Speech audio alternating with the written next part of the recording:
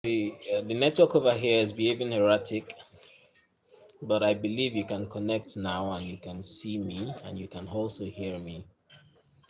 I'm Pekamo the Ace Mechanic.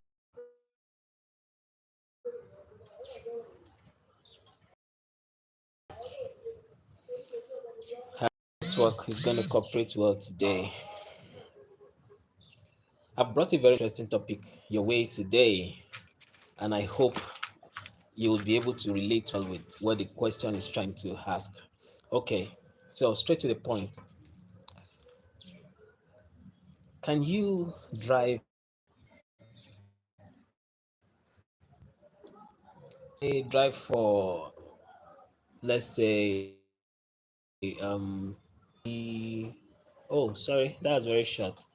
Let's say drive for 100 kilometers and above, state all by yourself. You're driving yourself, you're traveling. Can you do that all by yourself? Who's here? Let me know where you're watching from. Thank you for joining. Thank you for joining. Let me know where.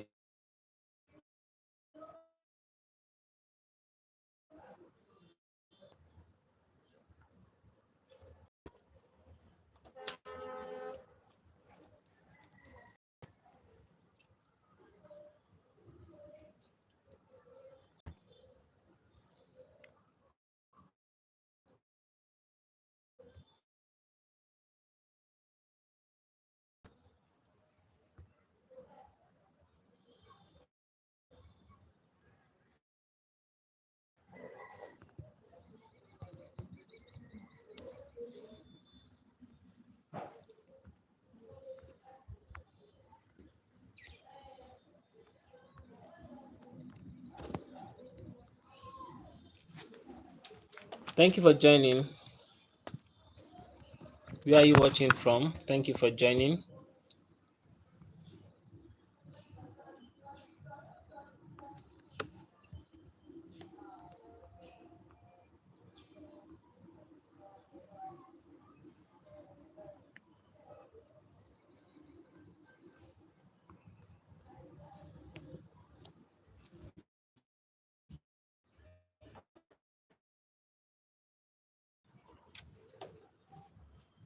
Sorry about the network. I hope the network is.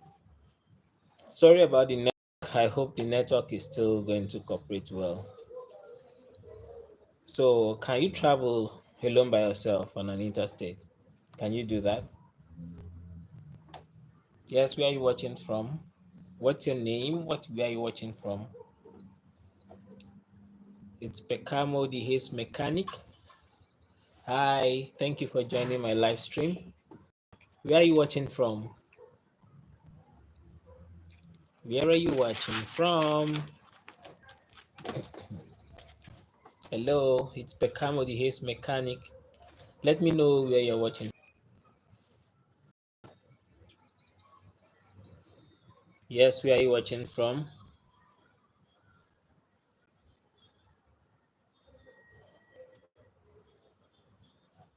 Hello, thank you for joining. Oh, Daniel Alves da Silva. You're watching from Brazil. Thank you so much for joining this live stream. Thank you so much for joining this live stream. Yeah.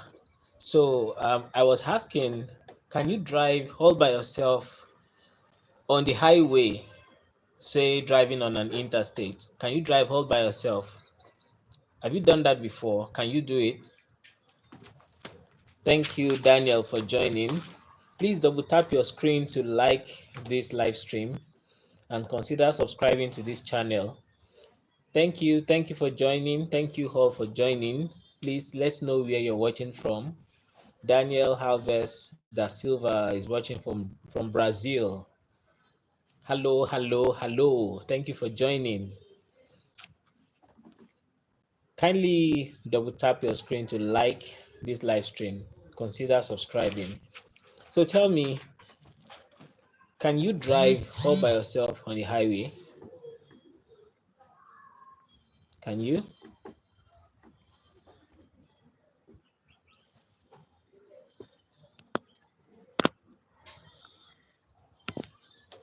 Let me know.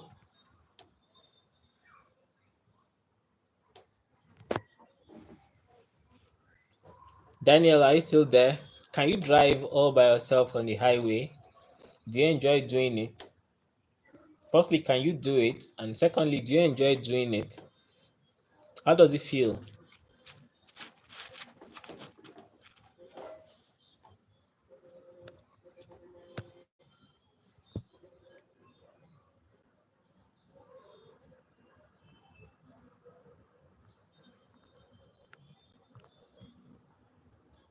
Thank you for joining.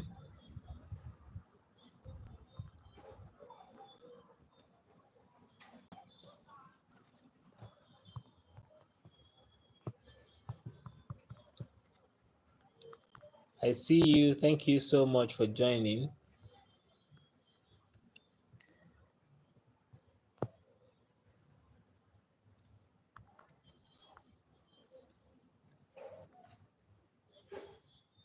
Can you travel alone, driving all by yourself?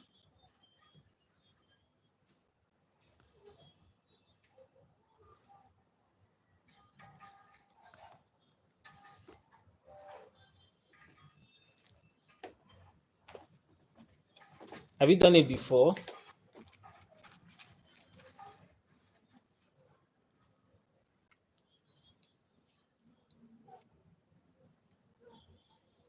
Okay.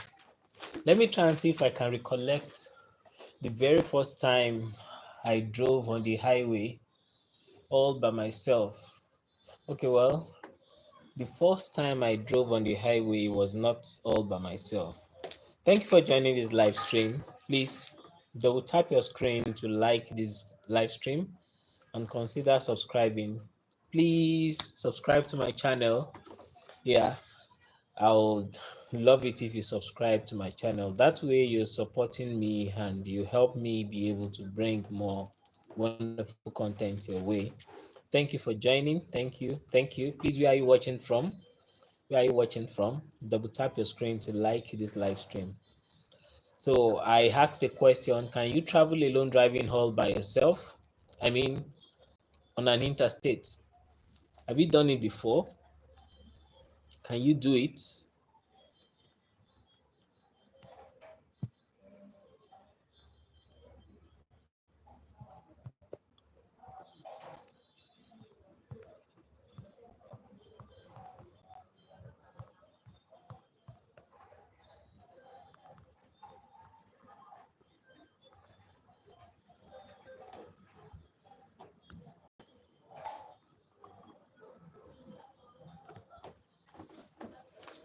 Oh, thank you very much. Promise.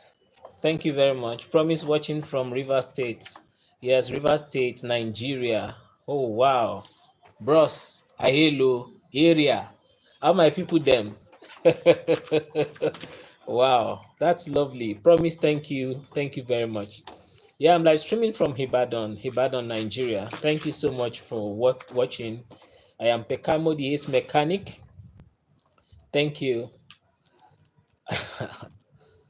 Twale.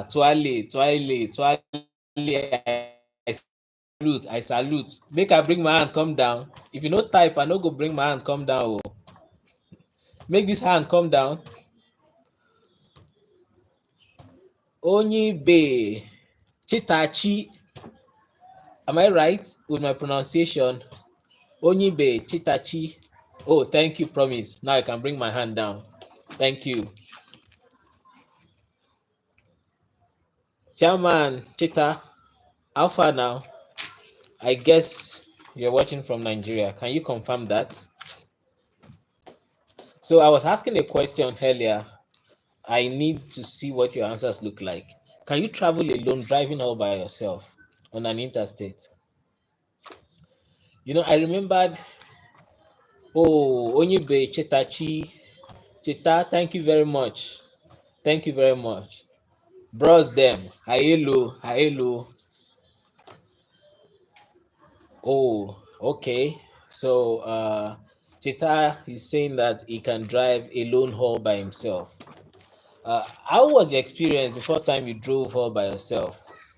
How was the experience? Probably the first time you drove on the highway was not all by yourself. But the first time you did it all by yourself, how did it go? How did you feel? Was your heart in your mouth? Or were you feeling like you were having a hot poop down there? Let me know, how did you feel? How did you feel?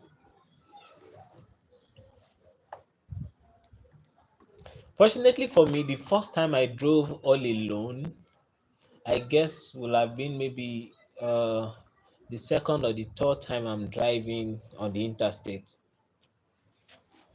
Um, I can remember, if I'm not mistaken, the first time I drove on an interstate was a bus. So my fellowship down there on campus, while I was in the university, we had a bus. So that bus is supposed to be a 14-seater bus. It's a Toyota Hiace City bus. Supposed to be a 14-seater bus by the maximum normal, seating arrangement, but we upgraded it to be 18 passengers. In fact, sometimes with the 18 passengers, the upgrade of 18 passengers, when we want to travel from Ogbomosho to Lagos, which is about, if I'm not mistaken, is about maybe 180 or 200 kilometers, if I'm not mistaken. The executives, to increase the number of people that will go with the bus, sometimes we want people to sit five per row. So each row is supposed to be maximum of four. Standard wise is supposed to be three people per row. And if it's three people, three times four is 12. And two people in front, that's 14. So now they had another set of people to make it 18. So they make it four people per row. Four times four, 16. Then two people in front, that's uh, um, 18. Okay, so you're following me. All right. So sometimes they will now demand that, please, Pekamo, let's carry five people per seat so that we'll have 22 people. I said, I will not be driving this bus if we're going to be having 22 people. It's very funny. The bus is long, but I enjoyed driving it. It was an automatic bus and it was a diesel engine. I enjoyed driving it. So, being that many people believed in me, um, so you know, it's not a state of maybe I'll be fidgeting, being that I see that even people are borrowing me the confidence. I could drive very well, but on the highway, carrying 18 lives along with myself in a long bus can be scary. But I think, if I'm not mistaken, that was the first long highway drive I had, carrying many people alongside myself. Thank you for joining this live stream. Thank you. Thank you very much for joining this live stream. Please let us know where you're watching from, and let us know what your experience was the first time you traveled alone, driving all by yourself.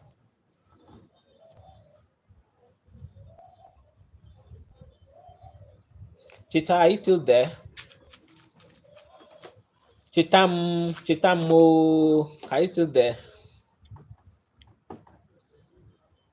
Promise, what's up now? She's still there.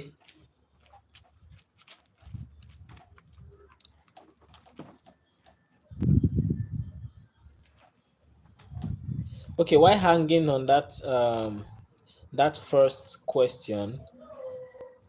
I want to ask, what was your first interstate driving experience like?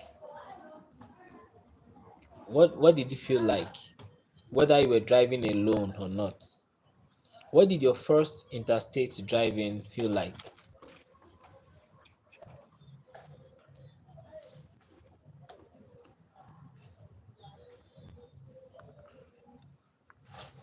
So let me know what your first interstate driving looked like.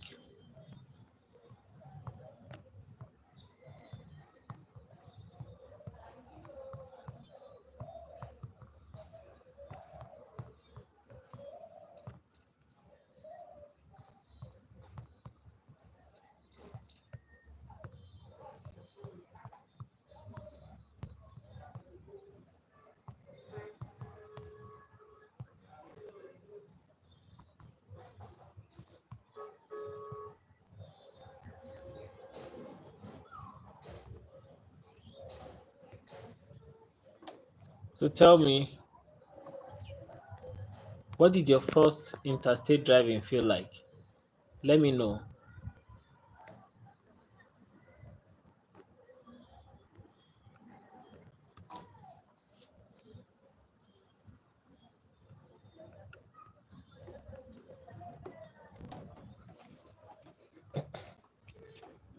Thank you for joining. Thank you for joining. Kindly let me know where you're watching from. Where are you watching from? Chita, are you still there? Where are you watching from, Chita? Tell me, where are you watching from? Double tap your screen to like this video. Please, it costs you just a double tap. Double tap on your screen to like this video and let me know where you're calling from. I mean, where you're watching from. Don't mind me, the radio language is quite stuck here. So, what did your first interstate driving feel like? I mean, you were behind the wheels and the whole decision was in your hands. Like the life and death of either yourself and every other occupant of the car is in your hands.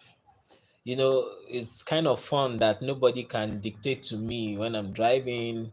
I'm the one behind the wheels, I'm the one depressing the throttle, I'm the one to decide when to slam on the brakes and how much to slam on the brakes and how fast I want to go. Even if you are not feeling safe and you try to caution me, hey, slow down, bros, slow down. I decide if I want to effect that or if I just want to go with the speed that is on my mind. So even though there's that feeling there, but once a while you start thinking, oh, the life of everybody in this car is in my hands. The life of everybody in this car is in my hands. I hope I will not terminate everybody's life. I hope I'm not going to unalive everybody. So, what was your own feeling like? Tell me. Thank you for joining. Thank you for joining.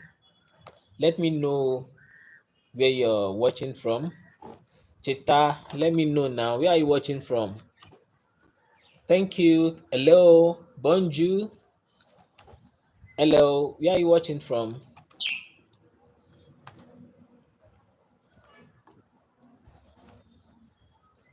Where are you watching from? Where are you watching from? Let me know and let us know.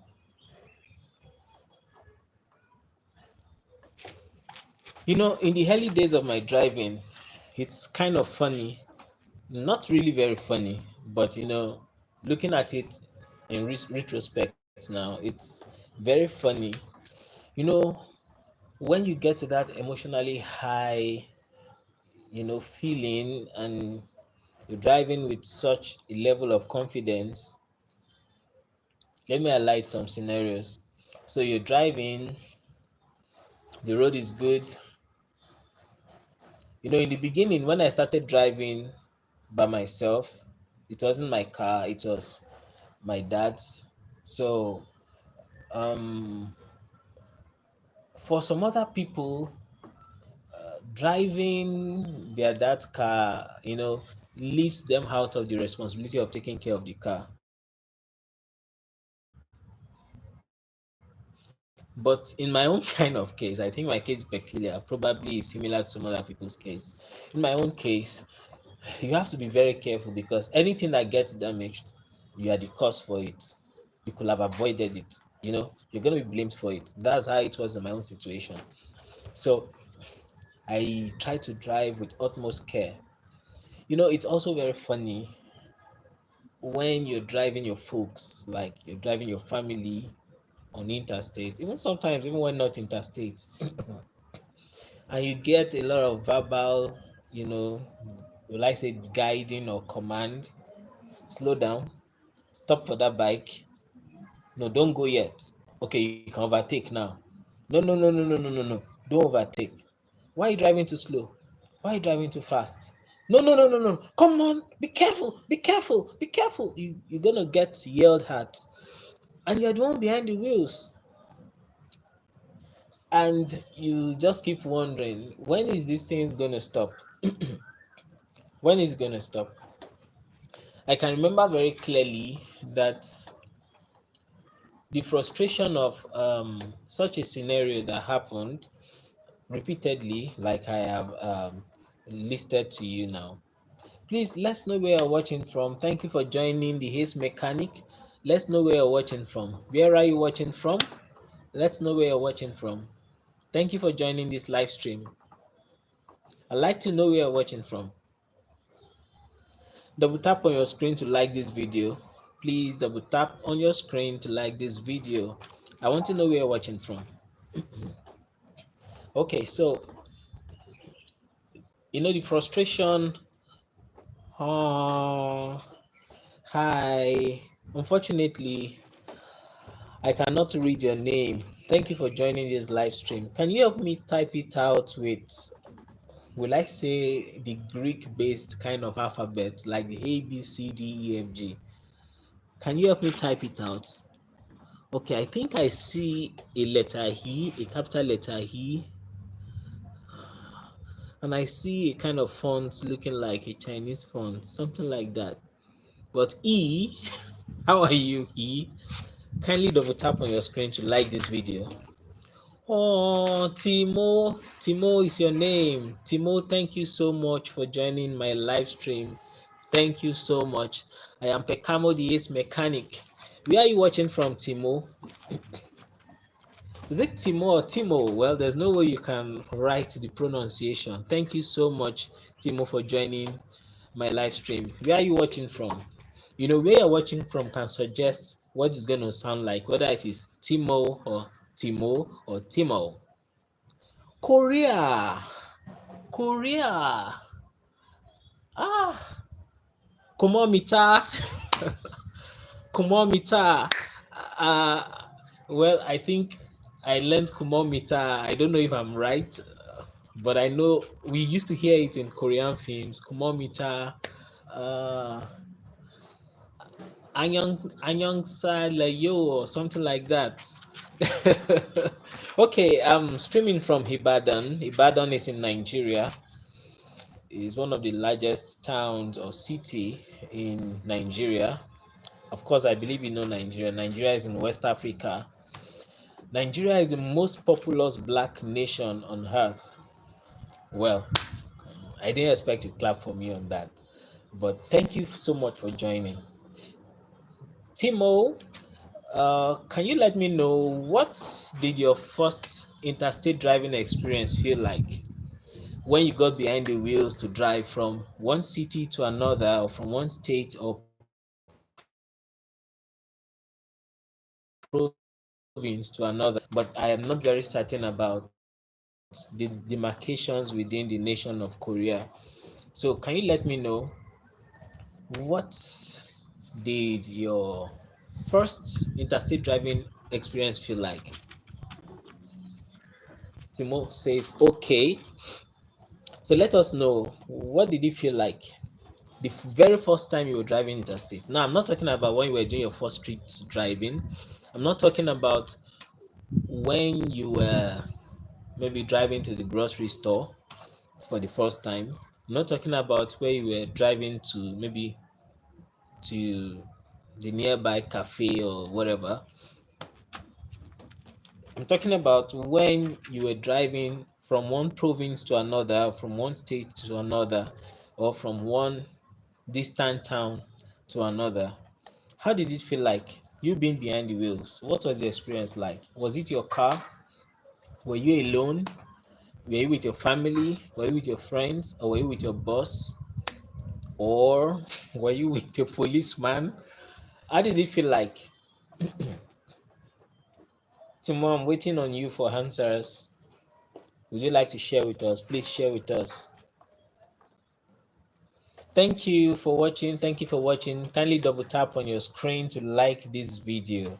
It costs you nothing than banging your finger on your screen just twice. Tap, tap, tap, tap, and you'll have succeeded in liking this video. What did your first interstate driving feel like? What did it feel like? Did you drive in your car? Did you have police intercept you? Did they harass you? Did they see a sign that you're naive and you were harassed, or you were arrested, or you were detained, or did you drive without a license? Or was your vehicle papers expired and maybe your car was confiscated and you were taken in by the police or the traffic marshals? What was the experience like? Let's know. I would like to know. Talk again. Okay, I believe you can still hear me now. I'm back. So, what's your first interstate driving experience feel like? Timo or Timo? Timo. Timo. I'm trying to see if I can get the right tone and accent of your name. Timo. Timo. Timo. Timo, funny enough, I have a friend. She's from South Korea. She is my friend. She lives here in Nigeria and she's even married to a Nigerian. Her name is Renee. I've forgotten her exact real name, but her name is Renee. Marian Hayodele. Hi. Hi. Marian, where are you watching from? Ayodele seemed like a name from my part of the world, but let me not conclude because my folks are scattered everywhere in the world doing a lot of exploits, representing well and making good for themselves a good life. Marianne Hayodele, where are you watching from? Marianne, where are you watching from? Marianne sounds like a feminine name. Marianne is watching from Lagos. Marianne says she's watching from Lagos. Thank you so much for joining my live stream. I'm so ecstatic having you here. Omo, yeah. Thank you so much. So, Marianne, can you share with us what did your first interstate driving experience feel like? And while you're at it, kindly double tap on your screen to like this live stream. You know, it doesn't cost you anything. Just tap tap and you'll have seen it that you've liked it. It's going to show on the top of your screen. So double tap to like and kindly subscribe to my channel. That also does not cost you anything, but you can do it to support me. And after doing that, please let me know, what did your first interstate driving experience feel like? Have you driven before? Marian, have you driven before? Can you drive a car? Okay, Marian says she can drive a car. So, have you gone interstate before? If you've gone interstate before, write yes interstate so I can get the context.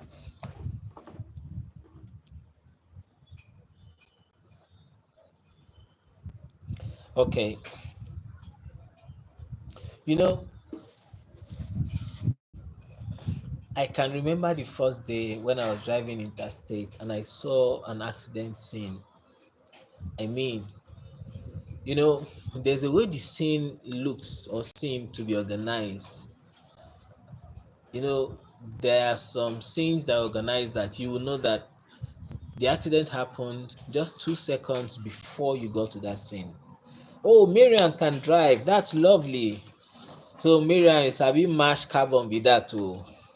Marian sabi mash carbon well. You step on it, bam! Like the tornado in Fast and Furious. Okay, Marian is saying hi again. Okay. So Marian, let's know, what was your first interstate driving experience like? What did it feel like? Was your heart in your mouth, or your heart was still in your chest, or your heart was jumping up and down?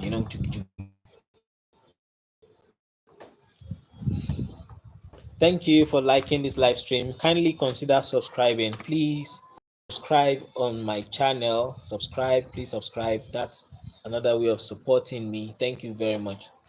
So, what was that experience like? I was trying to say that the first time I saw an accident scene while traveling on the highway, that's Seeing a scene while driving, your confidence level will have been tops, and you'll be going steady. You don't want anybody to complain. At one side of your mind, you don't want to, you know, you don't want to wind up even if your AC was working. You don't want to overspeed. You don't want to take your eyes off the road, like literally, because in my own situation, the routes that I frequently traveled to in my early times of traveling was just limited to Lagos Ibadan Expressway. Back then it was a hell of a road. I've been driving now. This is my 16th year of driving. I mean, driving with a license. And back then the road was terrible. So you have to calculate how you wink. In fact, let me shock you to show how devastating that road was and how uncertain and scary it is. There are some instances where maybe I've been driving for a couple of minutes on the highway and I have to blink my eyes because I'm feeling that it is giving me a kind of chilly sensation, like as if there's a light sensation of pepper in my eyes, and I want to have a deep, you know, folded blink of my eyes to squeeze my eyes like this before opening again to reset it. And you have to calculate, do you want to reset the sensation of that feeling from your eyes, or do you want to, from closing your eyes, open the door of heaven and I'll look at it? I don't want to die. I don't want to wreck this car. I want to survive. I want to get to my destination. And I keep at it, enduring the pepperish feeling in my eyes, that hot sensation, having opened your eyes for long. And like I told you, in my early days of driving, I would roll down the windows because you know the indoctrination of what I've been hearing and that I tended to incline myself towards, that I want to hear the sound of the car. I want to be sure that I can hear any new sound that pops out. So I don't want to put on the radio. I don't want to, wind up to, dampen every other sound of the car and road noise that is about. I want to hear the sound of confidence high, taking all those precautions, praying on one hand, and reassuring yourself that I got this, I can see the road, I'll be careful, I take the right decision, I will take the the right what's it called, the right discretion. I'll use the right discretion on the road. And this burning sensation becomes so much unbearable. And I resolved to doing something like this. I don't know if you can see my eyes. I think my eyes are tiny, but I will do something like this. While going, I don't want to shut the two eyes at once, so I'll shut one, use one hand while the other one is on the wheel. Use one hand to rub it while shining the second eye. This one is open and at alert. And when trouble seems to loom, and I think this eye cannot calibrate properly, I'll open both eyes, take care of the maneuvering that is necessary to be done. And if I feel that I'm not done with, you know, dousing the sensation that is burning this eye, I'll rub it again while this one is wide open and this hand is on the wheel. And after I'm okay with this, I open it again. Okay, good, feels good. Then I hold with my right hand and do the same with this one while this one is wide open. Nobody won't die. Thank you so much for joining my live stream. I can see you guys here. Thank you. Please let me know where you're watching from. Thank you for joining. Thank you for watching. Double tap on your screen to like this video. I'm ecstatic to have you guys here. Can you let me know where you're watching from? Yes, you. Where are you watching from? Thank you. Where are you watching from? Miriam, you didn't want to tell us. what it felt like the first time you drove on an interstate, or haven't you driven on an interstate before? Where are you watching from? Oh, wait a minute. Have you seen a mechanic with a good voice? I think I have a good voice. Some people say that I have a good voice. Though a few people have said my voice sounds feminine, but I think if I'm going to make an election about my voice, I'm going to say, yes, I have a good voice. Should I sing? Where are you watching from? Let us know. Where are you watching from? Let us know. Where are you watching from? Let us know. 'Cause I really want to know. I'm shy. But we're not here for a music class, but just trying to, to push you to tell us where you're watching from.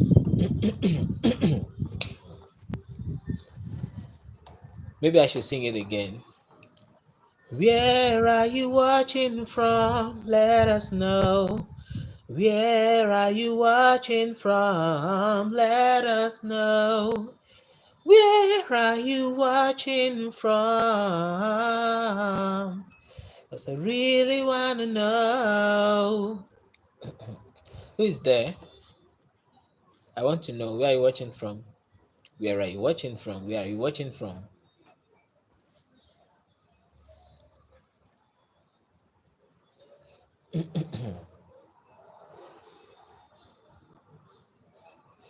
The funny thing about driving on the highway, I don't really know how it really looks like driving in other countries, but in this part of the world, when you're driving on interstate, you're afraid of quite a lot of things. I mean, quite a lot of things. You're afraid that something will just snap off on the high speed you're driving, snap off the car, maybe a ham will just break, or the tire is going to burst, or you're going to have a deflated tire right on the highway, right on high speed. You'll be scared that you don't want to have a overheating situation. You don't want your engine to knock or to get seized up on you. You A lot of things runs through your mind when you're traveling on the highway. I think it's a psychological thing, because I'm sure some people watching from outside Nigeria may not really relate, or probably from outside of Africa may not relate. But if you relate, let me know.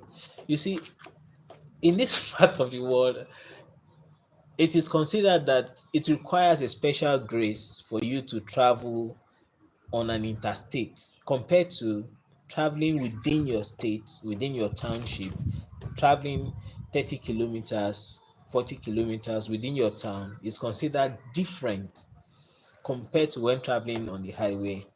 So they see the highway like you have to pray before you leave. Uh, you have to be extra focused. Well, that's true because you're going on an highway speed. You know, within town driving might require you to go under a speed limit or within a speed limit of 50 or 60 kilometers per hour. Some can be as low as 30 kilometers per hour, depending on where we're talking about. But mostly on an interstate, especially for the places that are not inhabited, that does not have people living around there, maybe places that are just a stretch of bush, and you have the road go in between that kind of part, you tend to have speed limit of up to 80 kilometers per hour, or let me even say starting from 70 kilometers per hour. And I think I learned from my German friend, I learned that in Germany, their highway is called the Autobahn. The Autobahn is their highway, and certain Autobahns have no speed limits. So if you have your AMG and you can floor it up to 220 kilometers per hour speed, you can do that as far as you abide by other rules while speeding up to that. But You can abide by the rules without abiding on earth. Can be teleported to heaven, but you know they do it, and people race on the highway. They test you know the prowess of their cars and their engine. But majorly back here in this part of the world, you majorly see on highway speed limits 80 kilometers per hour or 100 kilometers per hour. So, like I was saying, that in this part of the world, a lot of things people fear or that we tend to fear is a kind of norm, as if it's ingrained in us to fear driving on a highway compared to driving within the state. So, let's say you're driving within your state or your town and you're driving 80 kilometer per hour, you're allowed legally to drive 80 kilometer per hour. There is a tendency in this part of the world, people tend to be less afraid driving within the state, even at that speed, compared to driving the same 80 kilometers per hour on a highway that is an interstate road.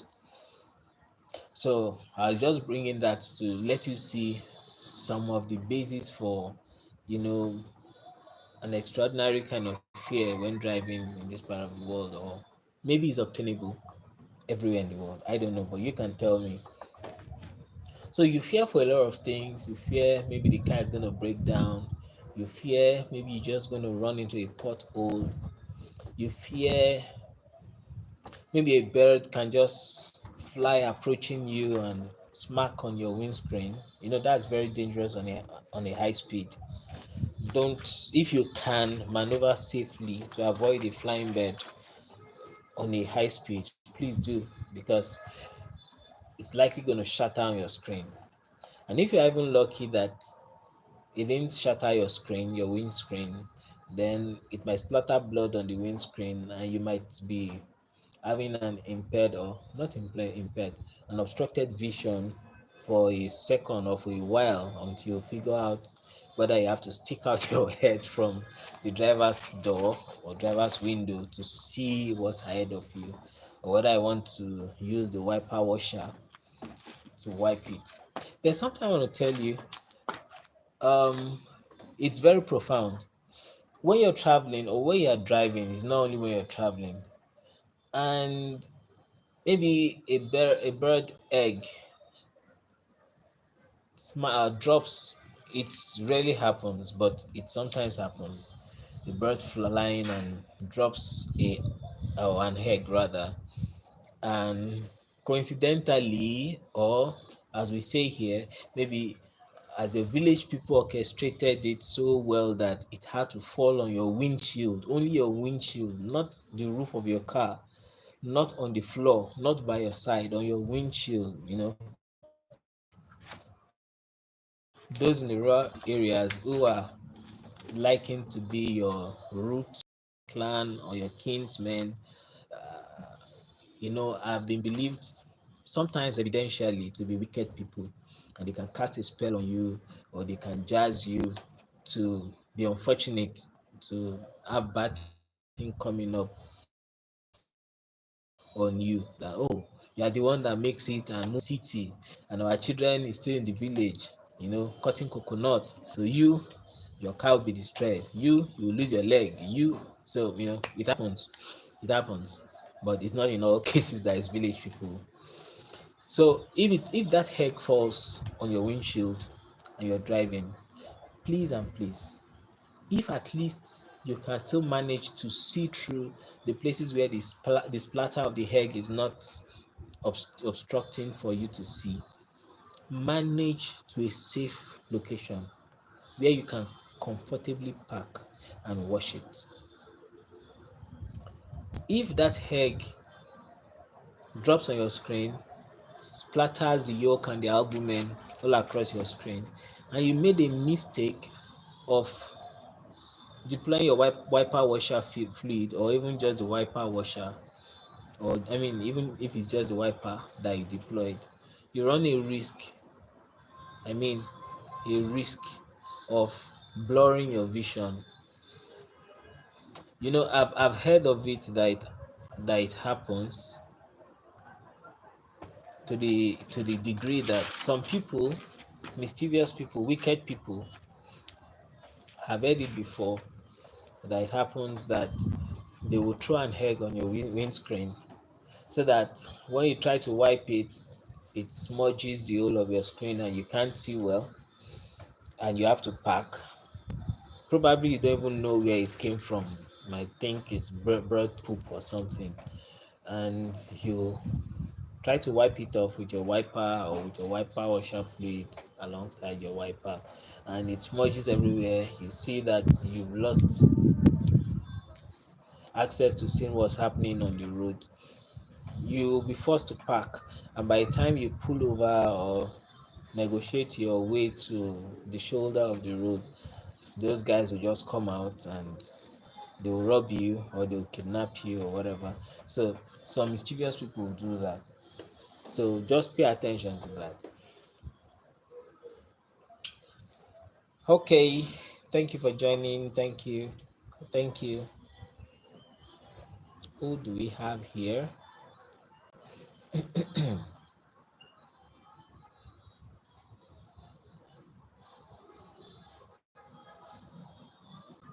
Who do we have here?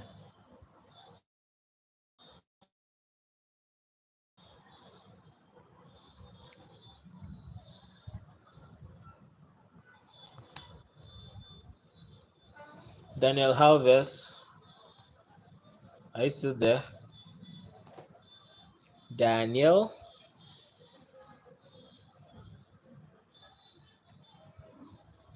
This live stream is going to be ending very soon. Perhaps if you have any question, you can ask. And I'm going to give you an answer to that question.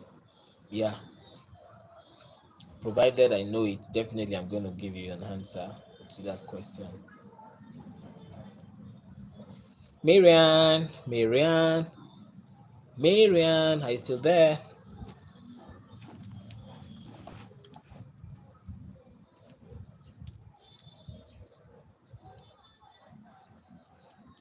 Hi, are you still there? I see you. I see you.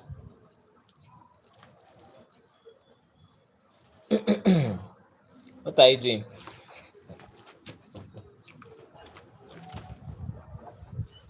Are you still there? Okay, thank you for watching. Thank you for joining up.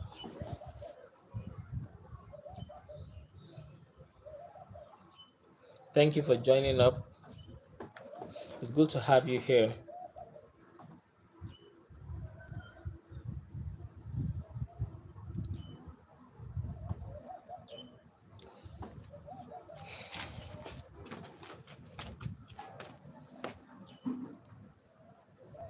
It's good to have you here.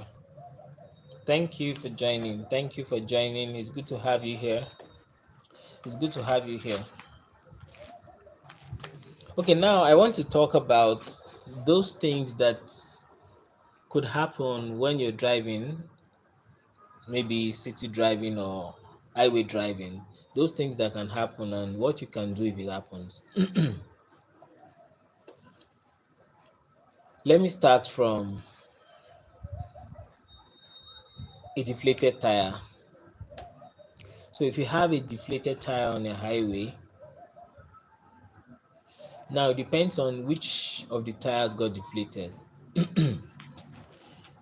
And it depends on the condition of the road when that car got deflated.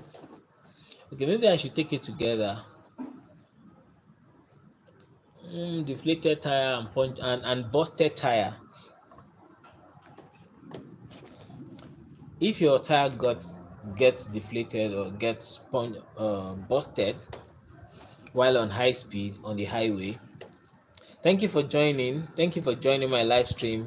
I'm happy to see you. Please let me know where you're watching from. Thank you very much. Kindly ensure you let me know where you're watching from. Where are you watching from? Thank you. So I was trying to say, if your tire gets busted on the highway, you should be able to tell, not me. You should be able to tell, or by the sensation of the impact you feel at that point, you'll be able to tell that okay, I think it's my rear tire or rear right tire, or my rear left tire or front right tire or front left tire. So you should be able to tell. So if your car tire gets busted or deflated while you're on high speed, the first thing you should do is ensure that you observe if your car is pulling to one side. If your car tire bursts when you're driving on a highway, ensure that you confirm by your sensation, your feeling, and the orientation of your body. You should be able to tell that, okay, this place is going lower than the other side, so definitely the tire that busted is causing the car to lean this way or lean that way. So ensure you are able to observe if your steering is aggressively pulling to one side. If your steering is aggressively pulling to one side, which majorly happens when you have a front tire busted, if your steering is pulling to one side, then you have to exert much more energy to turn it back to the other side. Typically, if the left tire bursts, the weight of the car is going to lean more to the left, especially if it's a front tire, it's going to lean towards the front left. So it's going to bend like this. Now, if your front tire bursts and is a front left, the vehicle is going to want to pull towards the right. Yeah, it's going to want to pull towards the right. Reason being that there's going to be a kind of drag or resistance on the left side. And the only way or the only place that is free for the car to move is on the right. Now, in some other conditions, depending on how the suspensions of your car is, in some other cases, I've heard of when you have a car tire burst, if it's the front left, the car is going to pull to the left. But irrespective of where it's pulling to, you will be able to feel it and see where the car is heading. The first thing you should do is to take your leg off the accelerator. If it's a manual transmission, take your leg off the accelerator and depress the clutch. That way, by depressing the clutch, you've disengaged the engine from spinning or carrying the wheels. By removing your leg from the accelerator, you are not putting yourself under any pressure of running the engine, or maybe you are controlling anything with your right foot. And at the same time, you're not going to run the engine, till it gets to beyond the red zone. So that's the first thing you should do. If you are driving an automatic transmission vehicle and your front left tire bursts, the first thing you should do, when I mean first, I don't mean that it has 10-minute interval. These are instantaneous actions that you should do. And I'm trying to tell you the reason why you should do each of these, such that you can picture, to avert this, you have to do this, to avert this, you have to do this. So the first thing you should do, remove your leg from the accelerator if it's automatic transmission. But that does not reduce the speed, because the engine is still running, especially if it's a drive-by-wire. It's still running at almost nearly the same speed. So it will be good for you to now place your leg lightly on the brake and shift the car to neutral. For many cars, especially the post 2000, that's post year 2000 cars, you don't need to depress the brake to shift the car to neutral. You just slide it, and it can't go beyond neutral.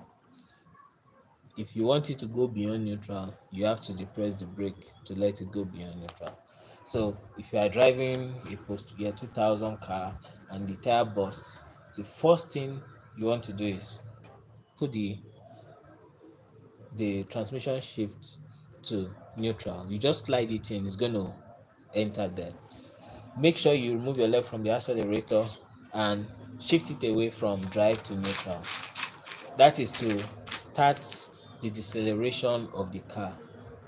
Now, you don't want to just slam on the brakes immediately, because don't forget that the car is already leaning to one side. Like The car is supposed to be balanced like this. It's now leaning like this. Especially if it's the front. If it's the front tire that busted. If you depress the brake right immediately, you're going to be having a somersault. Now, the somersault is not going to be looking like a conventional front flip. It's going to be looking like a corner flip, like front corner flip. So eventually, that flip is going to be very irregular. When the car eventually somersault, it's not going to be a regular type of somersault, and it will end in sideways roll.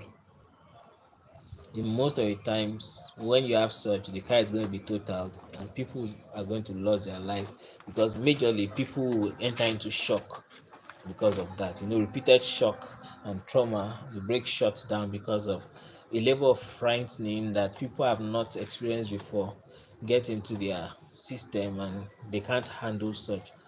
It's chaos that's happening just at split second. If you're watching a film, or if you were told it's going to happen, you're going to brace up for it. But the tire this poof, it pulls your hand to a side, and immediately you depress the brake, and the car somersaults. There's not much you can do about that. Your system was not expecting it. Thank you for watching. Thank you for watching. Let me know where you're watching from. Thank you. Hi. Thank you for watching.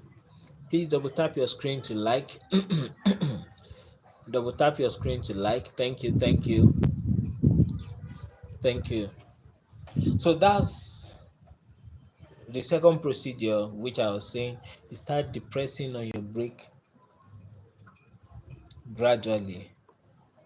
When I mean the second, I'm saying it again the umpteenth time, that I'm not saying that you first do the first one of reducing the acceleration by decelerating, either for automatic, just shifting it away to neutral, sliding the stick shift, the shifter, the gear shifter to neutral, to ensure that there's no more power going to the wheels from the engine. Or if it's manual, you depress the clutch and remove your leg from the accelerator while you take it back to neutral, so that you can free your legs and you have all your attention on maneuvering the brakes. So to decelerate, shift away from neutral automatic transmission and start depressing the brakes gradually. As you are depressing the brakes, be feeling the feedback. You are doing that side by side with observing if the car is pulling to one side, either softly, mildly, or aggressively. If the car is pulling aggressively to one side after that tire busted, you have to compensate, or rather overcompensate, to steer the car to the other side, so that it's not going to take you to where you don't want to go to. You no wan make the car carry you go where you no wan go. You dey carry me go where I no know. You no wan make that kind thing happen. Shey you understand? So if it's tilting to the left and the car is swerving to the left, then you have to pay attention to the fact that it's swerving to the left, and you get real hold of your steering, and you quickly start overcompensating for the car to steer back to the right. Now, it doesn't mean that when you've compensated for it, it will now stay on a straight line. No, it will still be pulling to the left. So you have to sustain that energy with which you try to take it high. You might not be very lucky that your tire got busted on a straight road. You might be I don't want to use the word unfortunate. I've been in a situation whereby your tire got busted on a bend on the highway. So just make sure that you give it whatever necessary compensation you need to take it back on course, so that you won't leave the road. So as you're doing all those, don't forget that you still have to be depressing the brakes. And while doing all those, you have to ensure that you're watching your side mirrors. You're watching your side mirrors. You're looking left, looking right, facing your front, looking left, to be sure that you are not going to hit on somebody. There's a point that I forgot and I want to mention. Please, the very first thing you do when you have an eventuality while driving is to activate your hazard light. Your hazard light is uh, that thing we call double pointer. Most times it's at the center of your dashboard between the driver and the passenger. It's mostly coated in red. That's the button is coated in red, and it has a triangle in the center. That's a hazard light. When you press it, the two blinkers, that's the one on the left and the right, will start blinking. So some people call it double pointer, but it's actually called hazard lights or hazard blinkers. So you put that on. Normally, anybody that is driving behind you or in front of you, whenever they see the blinkers, they should know that something is wrong. You are trying to call attention of people that please be wary of me. There's something wrong with this car. Anything can happen inadvertently with the way I'm driving, because either the car is not responding well, or the car is faulty, or the car has stalled, or whatever. Just be wary of me. So it's just like the warning, the hell warning that people collect when they are just getting to perfect their driving skills. You know, that L is telling you that please avoid me. I'm a learner. Don't expect much from me. Rather, maneuver in a way that you're going to avoid me. So the same way that blinker is supposed to be. However, I don't know if it's obtainable in other parts of the world.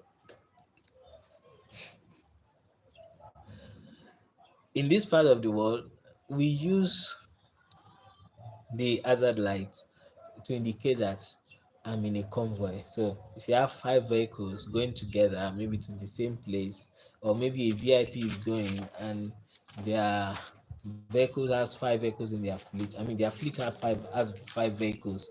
They're going to put on the hazard light, and those that have siren will put on the siren to show that hey, we are together. Leave the road, leave the road. But actually, the hazard light is there to notify people. I mean, when both of them are on, to notify people. When I mean both of them, I mean the left and right, to notify them that hey, something is wrong with me. Anything can happen inadvertently from my driving, not because I actually intend to do it, but because of the situation I'm in. So that's the meaning of that light. So that's the very first thing you put on before you now start doing those things that I said. By putting that on, every other road user should give you some space to be able to do whatever maneuvering you want to do. And hopefully, by the time you start applying the brakes gradually, slowly, steadily, not harshly, not abruptly, not just all at once, gradually. You know, it's like a mad car that you are pampering. You know, if you approach the car with a kind of yell, it's going to yell back at you. If you approach it too softly, it's going to be doing like a fool. So you want action, but you don't want it to be an action that's going to end the whole of your life or the lives of all the occupants. So you have to start to pressing the brake gradually. Luckily, you eventually get to a place that is safe, then you find a way of negotiating to park there. Now, being that is a busted tire, if you are able to sustain, um, if you're able to sustain the, will I say, the stability of the car to up to like 50 or 40 kilometers per hour, then at that point, it will be easier for you to depress the brake as needed, except for an emergency harsh braking. It will be easy for you to depress the brake just as needed, and you'll be able to bring the car to a stop. But anything above 50 kilometers per hour, I can't guarantee that braking normally is going to give you the results that you want. So you want to ensure that you do it the way you feel that is safe. You get the feedback from the feel you have while depressing the brake in that situation of a busted tire. Thank you for joining. Thank you for joining. I can see you. Hi, hi. Please double tap to like this video and consider to subscribe on this channel. Okay.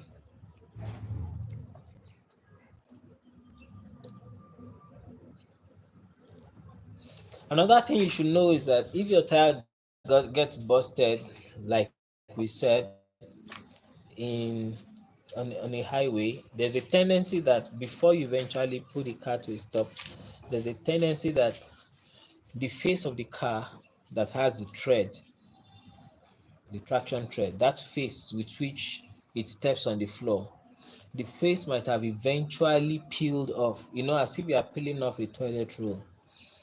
So the face might have reeled off or peeled off and might have disturbed or distorted or scattered or torn one or more parts within the wheel well. The wheel well is the place where the tire gets fixed in. That kind of hole or that curve or that aperture that the tire is being put in. So you have to ensure that after safely, negotiating to park and successfully parking, you have to ensure that if you know what you're doing, you inspect every of the components in that area, especially your brake lines, your fender lining. The fender lining is the part that is the part that is put under, I mean, inside the fender. From the mud guard, that thing that looks like a face cap, behind the wheel, that stops splatter of mud from getting onto the body. It runs up to the front of the wheel. So you want to inspect that everything is intact. You want to inspect to ensure that your tie rods are good, your lower arm is good, your ball joint is good, and it's good for you to also inspect that your ABS wheel speed sensor is good. But most importantly, ensure that your hub on which your tire used to be put, that hub that you fasten your tire to, ensure that it's well situated after that tire blowout, and be sure that your brake line is fine. Above all, go to check your brake fluid reservoir in the hood, that's in the engine compartment under the hood. Go and check to confirm that the fluid is still intact. I mean, it has not gone down. Having confirmed that, after fixing the bad tire and replacing it, then you should ensure that before you start the car, pump the brake a couple of times to be sure that it's still hard. And after you've confirmed that it's still hard, start the engine, depress the brake, and see if it still holds the car. If it does, then put it in maybe drive or reverse, depending on where it's safe from where you are parked. That's after, of course, installing the wheels. Put it in reverse or drive, wherever I feel that it's safe for you to go. And release the brake a bit and slam on the brake. Does it catch very well? If it doesn't catch well, you have to pay attention to it. Either you call a mechanic to help you look at it, or if you know what it entails, then you take a look at it and ensure you rectify whatever the issue is. If you have fluid leakage, then you have to fix whether it's a hard brake line that is broken, or if it's a flexible brake line that is torn, that's the rubber high pressure brake line. You have to fix that. After fixing it, you have to bleed the whole system. You purge the whole system of air. If you don't purge the whole system of air, the circuitry or the conduit interior of the system is going to be having air. So within the brake fluid in the line, you're going to be having air pockets. So it means whenever you press the brake, before the fluid will compress to push themselves to push the brakes to engage, it will first compress the air. It's after the travel is enough to compress the whole air. That's when the fluid will start pushing themselves to eventually push the brake pads to squish on your brake disc. So that's a waste of energy and efficiency. So you don't want that to mar your braking experience. More so, having air pockets in your system is so bad in the sense that when it's still cool, the engine is not running, and the car's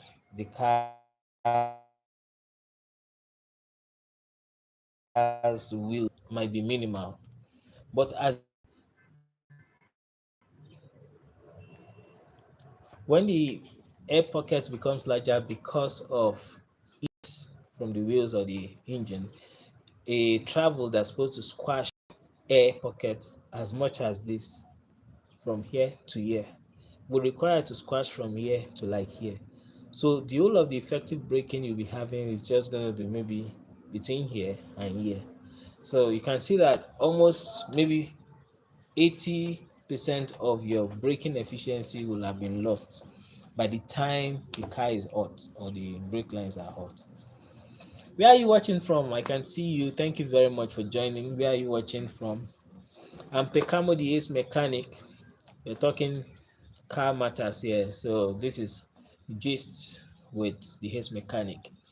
So let me know where you're watching from. Thank you very much. I'm Pekamo, the Ace Mechanic. This stream is going to end in the next 15 minutes. Please, please, please double tap on your screen to like. You can double tap where I'm tapping now. You see? Double tap, double tap, double tap. Tap on that part of your screen. It's going to like the video and you see the thumbs up. It's going to be highlighted on your screen. And please subscribe to my channel. That's a way of supporting me. Thank you very much.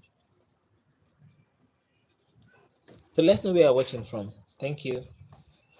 Let's know where you're watching from.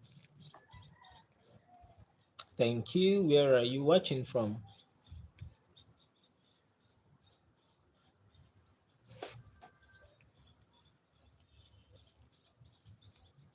Where are you watching from?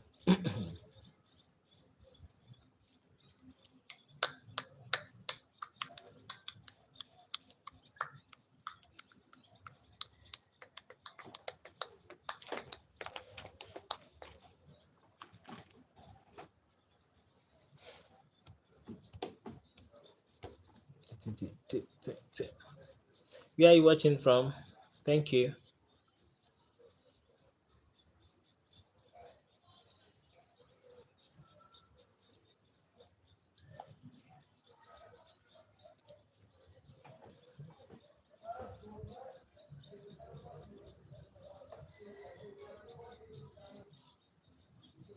Okay.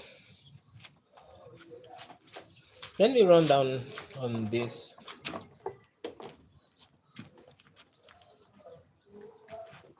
What you can do if you have some certain car breakdown, or I wanted to say breakdowns. No, I almost said breakdowns, or did I say it? So I want to highlight some things you can do when you have some certain car breakdowns. So let's touch on overheating. I can tell you overheating is one of the components that really destroys your engine. However, if your overheating situation is caught early, and if the frequency of overheating is not much, then your engine can be safe. But trust me, I mean, trust me, overheating can damage a very perfect engine just suddenly. Trust me. Now, especially for those of us who might be privileged to buy a car, but the kind of car we bought is a used car, whether foreign used or locally used car, I can tell you that you might be sitting on a keg of gunpowder, because if the engine has overheated severally, it's less likely that all the vital tolerance dependent components in the engine will not have sustained some significant bruise, or let me just say burnt, from the overheating of the engine. You know, when metals, when they are subjected under heat, they tend to expand. You know, if you remember in physics, in your high school physics, one of the elementary topics in the first year of high school physics. Oh, excuse me. I think I need something. rest. But if you remember, we were taught linear expansivity. Now, linear expansivity is not just the only kind of expansion that happens with metals under heat, or in other words, too, in other cases, under pressure. But that's the easiest way to comprehend it. You know, that's why we have the bulk modulus, the shear modulus, and there are other moduli too that are available in that field of knowledge. So, without complicating things too much, when your car overheats, it can damage a lot of things. A lot of things in your engine. If your car overheats, if you are lucky, the worst that just happens is that you get to see on your instrument cluster, you get to see the temperature gauge waving to the Lord, waving up, instead of just waving to his fellow man that hello, hello, hello, he's going to be waving to the Lord. And you don't want that kind of situation. So if you are lucky and you catch it before it start leaving the realm of men, that's, there is a cold middle, which is majority of the time the optimal temperature point, then high or hot. So you see the cold, the medium, the middle, which is optimal, then you see the hot. Normally, when your engine is running at the optimal temperature, it's supposed to be in the middle. Anytime your temperature gauge starts going beyond the middle, start keeping an eye on it. Keep your eyes on it. I don't mean that while driving, you just tilt your eyes and just focus your gaze permanently on the temperature gauge. No, that's not what I'm saying. I'm only trying to say that just ensure that you keep your eye on it. As you're driving, you be monitoring it. Find, let me say, a mental point you can use to calibrate the exact point you last saw it. And when you keep driving, after maybe like 10, 15, 20 seconds again, you check again to be sure that it's still there. If you see that it has moved again, and you give it another point to reference it, and you still move forward again, and you still see that it has moved again, Oga, find a safe spot to negotiate a parking and park. Because if you continue like that, it's going to overheat. And what if you continue and you find yourself in a situation where you cannot really park when you eventually see that it has gone up fully? So just negotiate and park. Now, perhaps maybe while you're driving, you discover that immediately you just decided to look at the instrument cluster. The first thing that came catching your eyes is the temperature gauge that is already at the hot position. If that's your own situation, if you can, if you are in a safe position on the road, put on your hazard light that I said is mostly referred to as double pointer or double turn lights. Put on your hazard lights and shut down your engine. When I mean shut down your engine, I don't mean you should turn it off to lock. Don't quote me wrong. I mean shut down your engine. Just one step off. You know, zero is lock. One is accessory position. Two is the run position, engine run position. Three is the engine start position.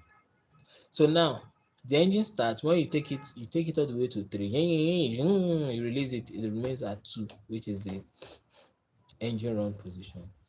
That engine run position, I'm telling you that you should put off the engine so that it won't run in that position. The engine will not run. So you take it to one, which is the accessory position. From two, you take it to one.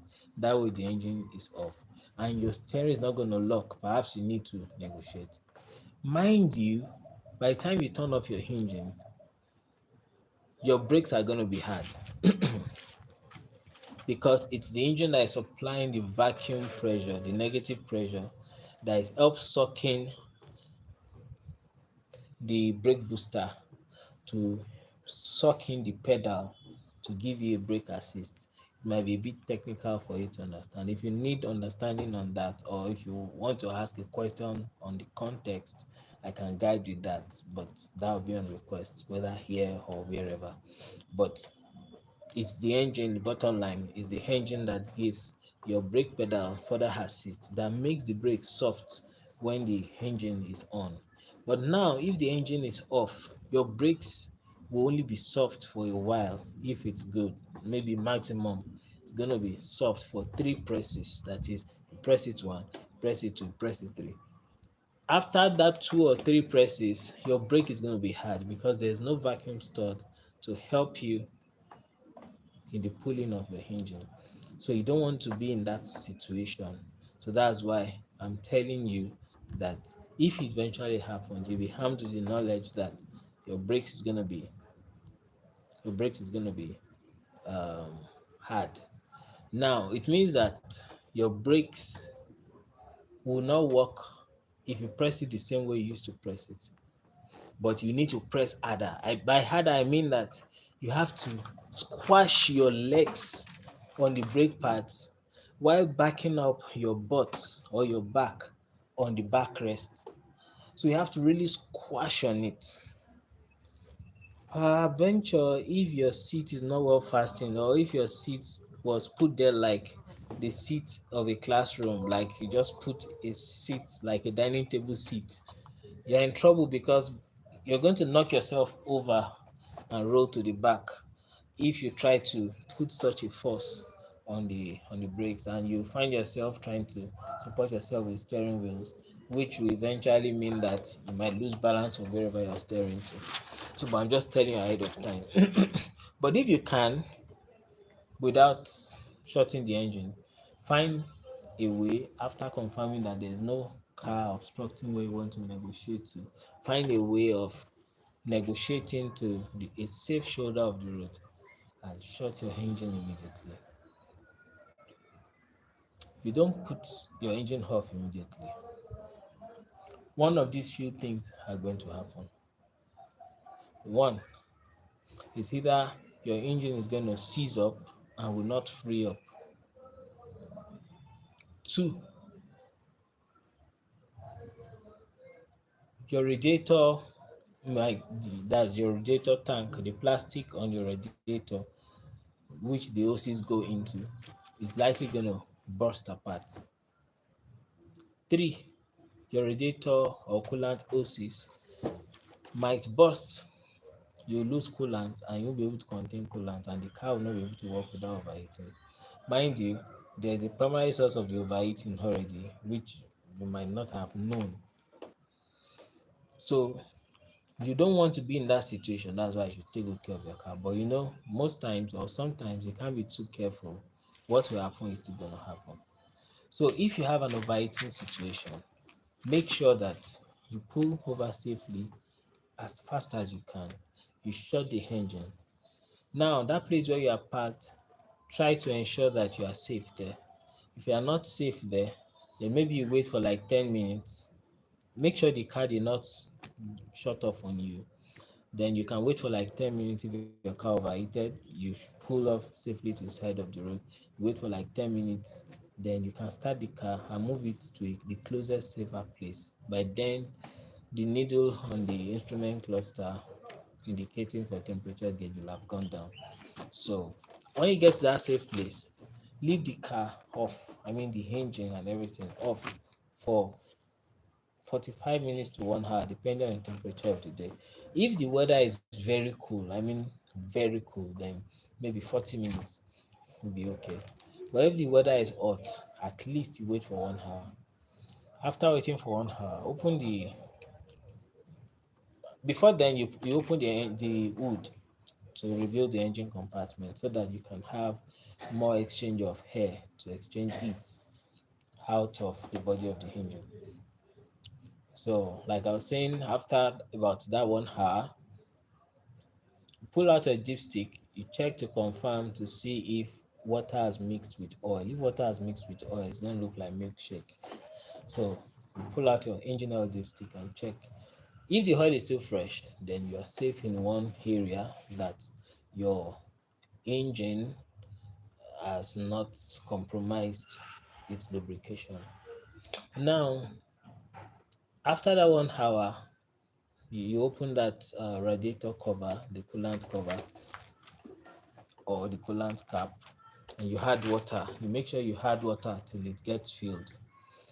If you don't wait for up to that time, if maybe you put water after 10 minutes, you are at the risk of warping your engine, warping the cylinder head, warping the block, or even misaligning the thermochemical property of your engine.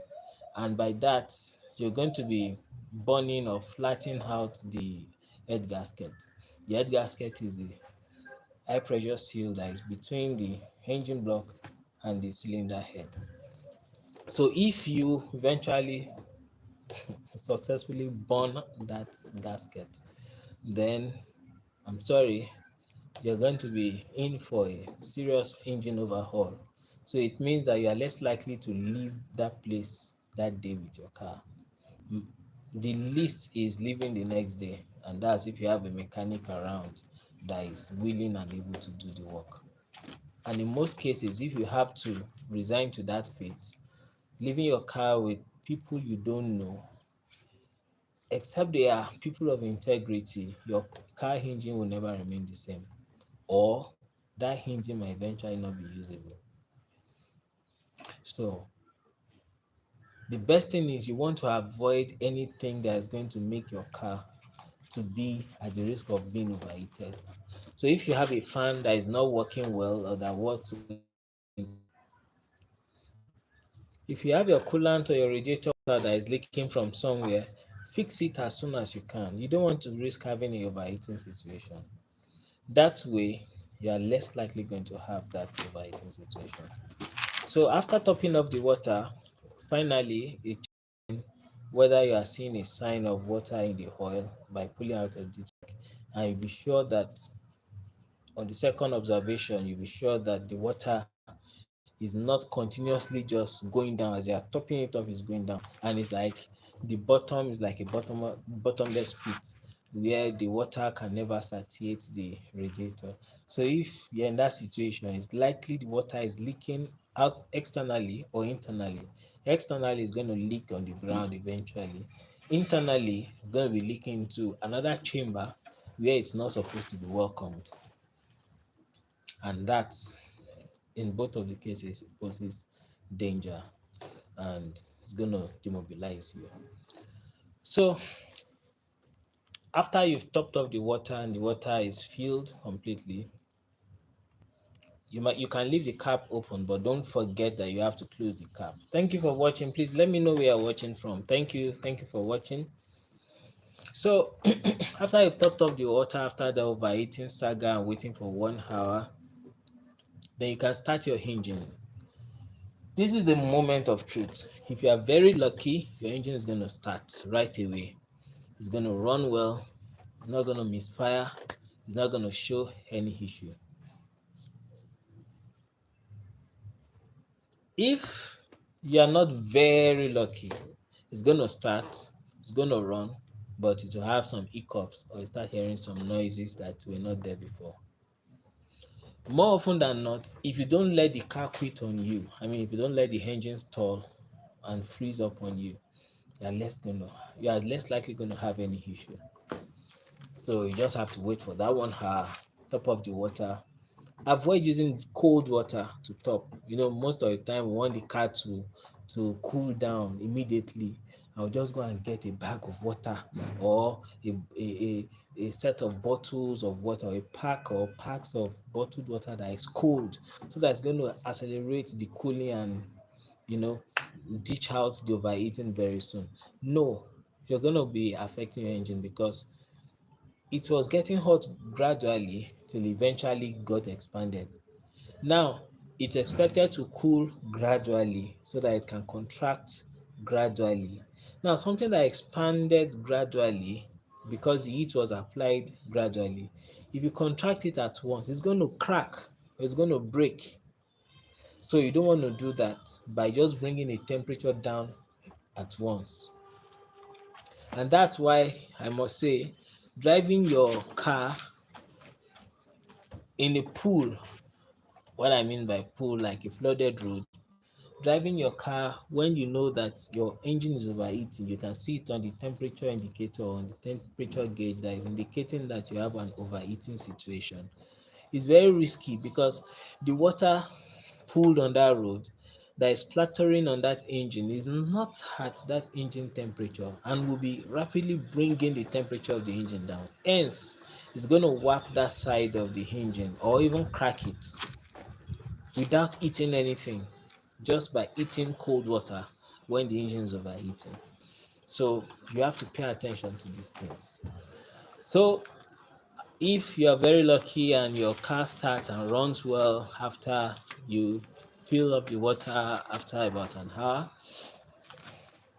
keep driving, don't drive too fast.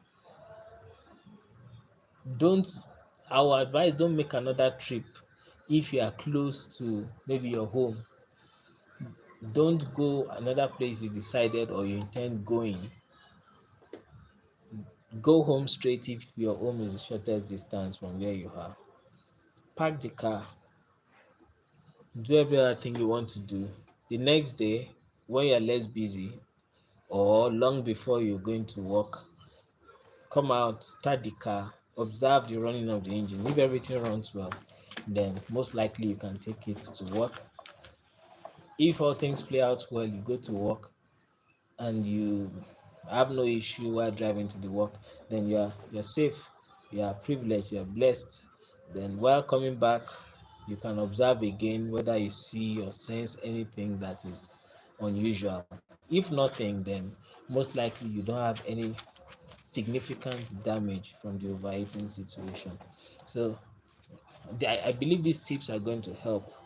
It's going to help you to avert an overheating situation and to forestall, or even rather after it has happened, to ensure that you are able to manage the situation such that it's going to end in win-win and not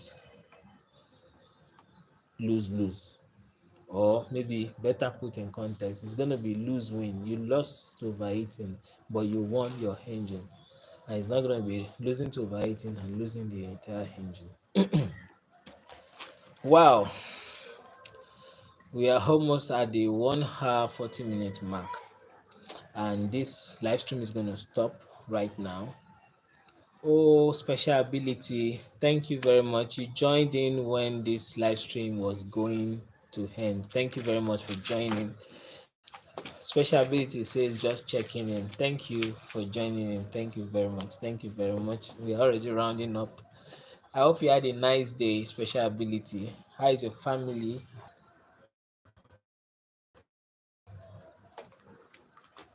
I trust that you've made dinner already. Time. We don't waste time. Thank you so much. Thanks for the love. Thanks for the love. Thank you very much. I'm so ecstatic seeing you here. Femi Benga Joseph. Oh, hi. I'm sorry, I'm just seeing you. Sorry. Femi Benga Joseph, thank you very much. Please double tap on your screen to like this video. Don't forget to do that. Double tap on your screen to like this video and kindly subscribe to this channel. That's a way of supporting me. I promise to bring informative and repair videos regarding automobiles to you in the course of time. So please like this video and subscribe to this channel. Thank you very much. So we'll be logging off right now. I'm sorry, special ability, that I have to go now, but no, we've been up for about 1 hour 40 minutes, close to 2 hours now, and it's time to go. Thank you very much. Keep driving safe. Take good care of your car. Cars are expensive now, very expensive now. Before I sign out, let me say this, please.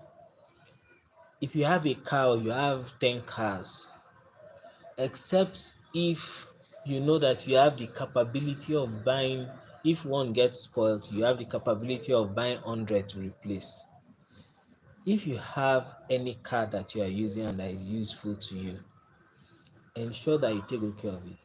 If one thing has an issue in the car, as God blesses you and as provision turns in, make sure that you fix that one issue. That issue might be 20,000, might be 50,000, might be 150,000. Try your best, pull resources, fix it. Don't wait till you have 3, 4, 5 issues now piling up to amount to about 600 or 700,000 naira before you can fix your car, because at that time you'll be looking at it like an impossible venture, and you want to back out. So please take good care of your car. Cars are really expensive now. It's only the very, very, very, very highly privileged and highly intelligent highly privileged people and highly intentional people that can buy even a foreign used vehicle, to say less of buying a brand new vehicle. So take good care of your car now. The cost of cars is skyrocketing high these days. Somebody bought a Toyota Camry 2007, the one we call Toyota Camry Muzzle here in Nigeria. Sometime last month, I went to help the person to inspect the car, and I was able to identify the issues it had. The person was okay with it and was ready to fix it, then start using it. The car has been delivered to him, and he was happy about the car.